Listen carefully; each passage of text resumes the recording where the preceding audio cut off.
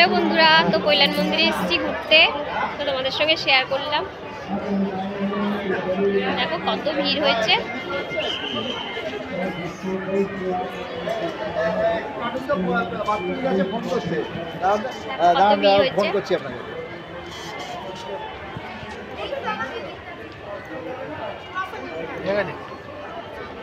কি করছো? ভিড় হয়েছে দেখো। আমি থামবাই বলবো, একটা ছবি তুলে দেবো তো ভালো হয়। সব তুলে দেবো, সব তুলে দেবো। তুমি এসো না আমার ভিডিও, তুমি এসো না এর মধ্যে।